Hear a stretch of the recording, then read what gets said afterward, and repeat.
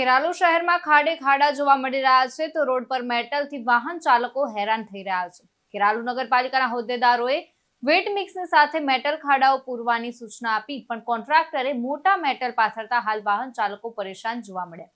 તો નગરપાલિકામાં કાયમી ચીફ ઓફિસર ન હોવાથી હાલ પંચાયત રામ ભરોસે ચાલી રહી છે। તો ખેરાલુ શહેરમાં વરસાદી પાણીથી ખાડાઓ ભરાઈ જતા હાલ બદતર હાલત જોવા મળી રહી છે। ખેરાલુ બસ સ્ટેશન વિસ્તારમાં મોટા ખાડાઓ પડતા વાહન ચાલકો અને એસટી બસોને ભારે નુકસાન થઈ રહ્યું છે।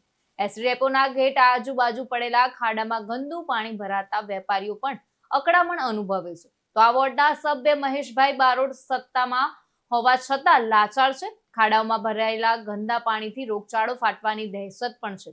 તો ખેરાલુ નગરપાલિકાના પ્રમુખ મોહિનીબેન પંડ્યાના વોર્ડના જાહેર માર્ગ અતિ ભંગાર હાલતમાં છે। નગરપાલિકાના કારોબારી સમિતિ ચેરમેન રાજેન્દ્રભાઈ સથવારાએ વરસાદ રહ્યા બાદ ડામર મંગાવીને ખાડા પૂરવાની કામગીરી કરશે તેવું જણાવ્યું છે। ત્યારે ખેરાલુ નગરપાલિકાની ચૂંટણીમાં લોકોને વિકાસની વાતો તો કરી પણ કામો ક્યારે થશે તે ચર્ચાનો વિષય બન્યું છે।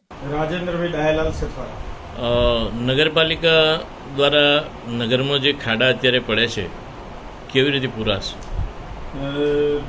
ખાડામાં હમણાં વધુ પડતો વરસાદ થવાથી ખાડા પડ્યા છે પણ વરસાદ જો રોકાય છે તો અઠવાડિયા 10 દિવસની અંદર એટલે કે નવરાત્રિ પહેલાં અમે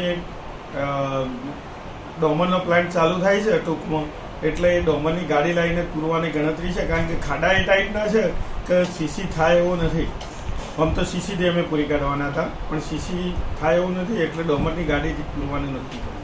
છેલ્લે જે ખાડા પૂર્યા એમાં મોટા મેટલ અત્યારે જે પડ્યા છે એ અંગે શું કરશો? હા, એ મેટલ જે વેટ મિક્સ આ વખતે જે આવ્યું તો એમાં પ્રમાણમાં મેટલ મોટા પ્રમાણમાં ત્યાંથી આવ્યું હતું એટલે મેટલ અલગ થઈ ગઈ છે અને વધુ પડતો વરસાદ થવાથી વેટ મિક્સ ધોવાઈ ગયું છે એટલે એને કોન્ટ્રાક્ટરને સૂચના આપી છે કે ભાઈ આ બધા પથ્થરને ભેગા કરી લો પાવડો મારી એટલે એ થઈ જશે ટૂંકમાં। ફારૂક મેમણ સાથે ચક્રવાત ન્યૂઝ ખેરાલુ। Thank